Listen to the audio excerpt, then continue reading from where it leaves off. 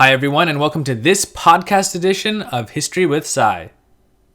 So in the last episode of the podcast, we were talking about the beginnings of the Assyrian Empire, its early history essentially.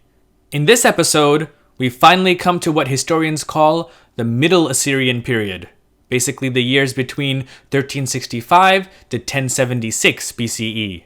It's during this period that we see Assyria, which had for several hundred years been little more than the city-state of Ashur, gradually expand its influence to become one of the major players and power brokers on the world stage, at least in the ancient Near East.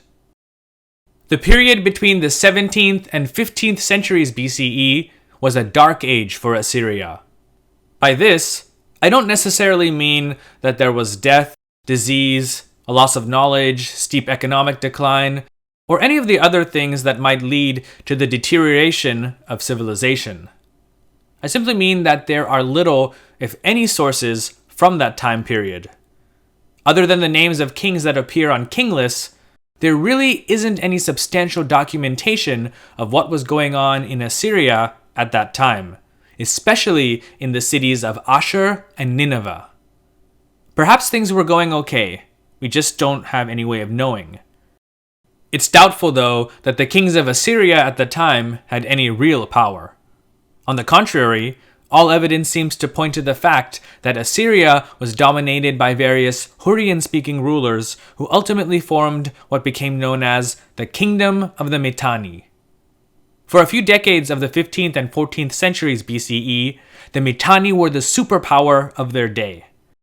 Made up of mostly Hurrian-speaking groups, although there's a theory out there that the ruling class were of Indo-European origin, what became the Kingdom of the Mitanni was most likely a federation of various kingdoms that had come together in order to better defend themselves from larger states, such as the Hittite Empire or the Kingdom of Egypt. At its height, the Hurrian Kingdom of the Mitanni occupied much of what's today Syria, southwestern Anatolia, and stretched from the northeastern shores of the Mediterranean on one end to the foothills of the Zagros Mountains on the other. This included the section of northern Mesopotamia that made up all of Assyria. Thus, the Assyrians were likely Akkadian-speaking vassals of the Hurrian-speaking Mitanni. One of the most powerful Mitanni kings was Shaushtatar. His exact dates aren't known, but he probably ruled sometime between 1450 and 1420 BCE. It's during that time that Shaushtatar sacked the city of Ashur and apparently looted its great temple, taking back a door made of silver and gold to the Mitanni capital of Washukani. So, the Assyrian state must have been very weak for the Mitanni king to have been able to have launched a direct attack on Ashur. The specific reason for this is unknown. It's likely that the Assyrians revolted, which incurred Shaushtatar's wrath and impelled him to make the trip out to Ashur in order to seek retribution. As far as we can tell, though, Assyria's king list wasn't broken, meaning that there was an Assyrian with at least some type of authority in Ashur. Though he may have been a puppet king, this was at least much better than having a Mitanni or Hurrian governor installed in the city. The Kingdom of the Mitanni, though, didn't last forever. In fact, less than 100 years after Shaushtatar's punishing incursion, the Mitanni king Tushratta was defeated by the Hittite king Shupilluliuma. To make a long story short, the Hittites installed their own puppet ruler, Artatama II, who actually may have been Tushratta's brother or a cousin. From then onward, this weakened, puppet Mitanni state became known as Hanigalbat. It was also the right time for the Assyrians, under their king, Ashur-uballit I, to make their move. During all of the conflict going on between the Mitanni and the Hittites to the west, the Assyrians were able to reassert their independence. Not only this, but they, along with another kingdom called Alshi, invaded and took over some territory previously belonging to the Mitanni. In addition, they curried favor with Artatama II, and even more so with his son, Shutarna III, who in return gave back the door of silver and gold that his ancestor, Shaushtatar, had stolen from the temple of Ashur. Ashur-uballit's confidence must have risen considerably because he now began corresponding with the Egyptians, not as a vassal, but as a king of equal status. At least, that's how he presented himself in his letters. 2 of these letters have been found in the archives at Tel El Amarna in Egypt.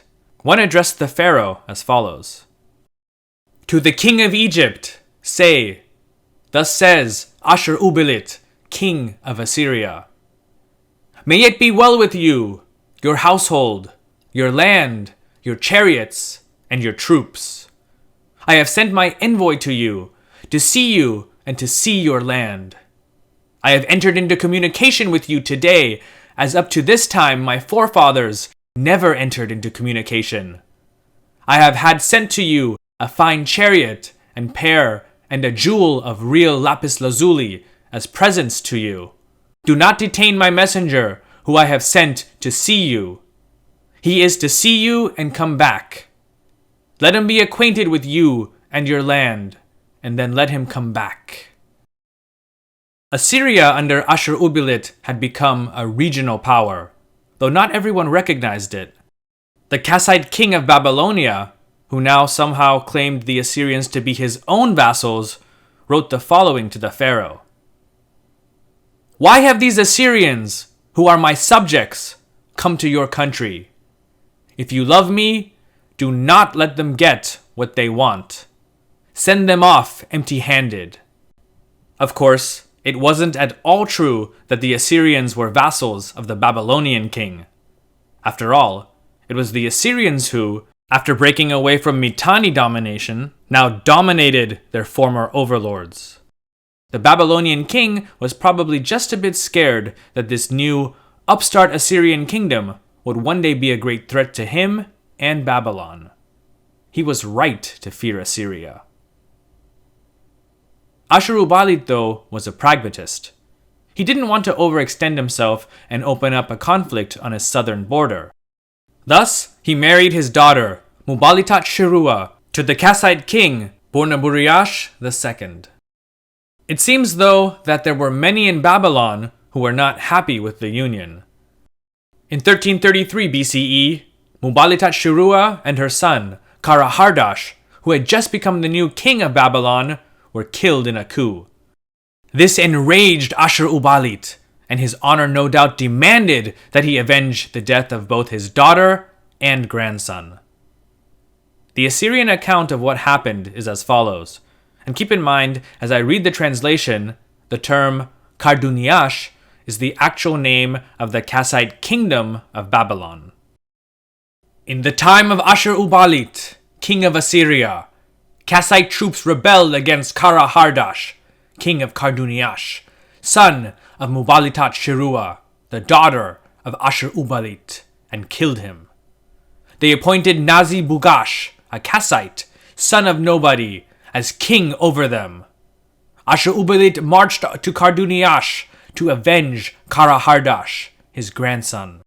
He killed Nazi-Bugash, king of Karduniash, appointed Kurigalzu the Younger, son of Burnaburiash, as king and put him on the throne of his father." This Kurigalzu the Younger on the Babylonian king list is the king, Kurigalzu II, and the event just described in the chronicle is the first mention of Assyrian intervention in the internal affairs of Babylon. Though as we'll soon see, it wouldn't be the last. One could argue that this event was also the source of the bitter enmity and rivalry between the two kingdoms for the next 700 years. Ashur-uballit was a great Assyrian king for several reasons.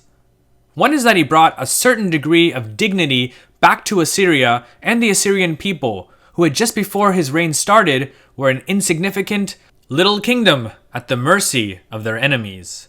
He started first with raids in, and then acquisitions of several former Mitanni territories, and used the king of its successor state, Hanigalbat, to do his bidding.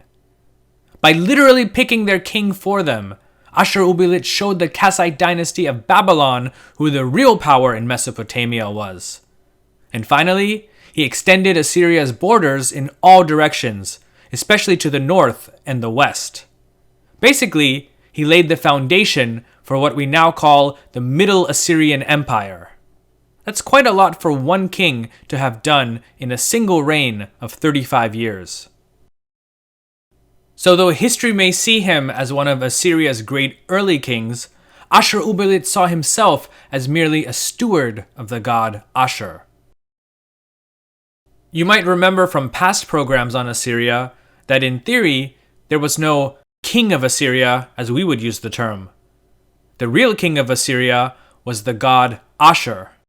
The temporal, earthly ruler was merely the god's representative, viceroy, or steward. Though in international correspondence with others, such as the Pharaoh of Egypt, Ashur-uballit addressed himself as a king, in his more, let's say, domestic inscriptions and letters, he simply calls himself the steward or viceroy of the god Ashur. Here's an example in an inscription dedicated to rebuilding the local temple dedicated to the goddess Ishtar. Ashur-uballit, the viceroy of the god Ashur, the son of Ashur-uballit. Ashur-uballit, the viceroy of the god Ashur, the son of Ashur-bel-nishishu. Ashur-bel-nishishu, the viceroy of the god Ashur, the son of Ashur-nirari. Ashur-nirari, the viceroy of the god Ashur. I roofed it with beams, and I placed doors on it. From its foundation to its parapet, I renewed it. I restored it to its sacred condition. I settled Ishtar, the mistress, inside that temple, and I deposited my foundation cone. When that temple falls in ruins and a later prince rebuilds it, may Ashur, Adad, and Ishtar hear his prayer. May he return my foundation cone to its place. After Ashur-uballit's death in 1330 BCE, the relationship between Assyria and Babylonia took a turn for the worst. Kurigalzu II was eager to show that he was not just a puppet placed on the throne by the Assyrian king. He went with a large army deep into Assyria and faced the new Assyrian king, Enlil-nirari, in a battle some 40 kilometers southwest of the modern-day city of Erbil, Iraq. The Babylonian account is that they were victorious, and that they even captured several high-ranking Assyrians. The Assyrian version of the same event states the opposite. Yes, the Babylonians did invade, but they were pushed back, and that a new border was created between the two kingdoms. Scholars seem to agree more with the Assyrian version of the outcome. Enlil-nirari's son and successor, Arik-den-ili, also fought several battles, but at least from his inscriptions, they seem to have been against hill tribes from the north. However, don't let that fool you. Though they might not have been affiliated with a particular state, these tribes must have been powerful, because in one inscription, it's reported that they were only a few miles outside of Nineveh, a city considered to be part of the Assyrian heartland. They were repelled, and Arik-den-ili expanded Assyria's borders further northwards towards the Taurus Mountains. The stage was now set for future Assyrian expansion, which would continue under Assyria's next great kings, Adad-nirari, Shalmaneser, and Tukulti-Ninurta. Their stories, though, deserve separate episodes, so be sure that you subscribe to the podcast so that you won't miss them. As always, thanks for joining me, and I can't wait to see you in the next one. Take care.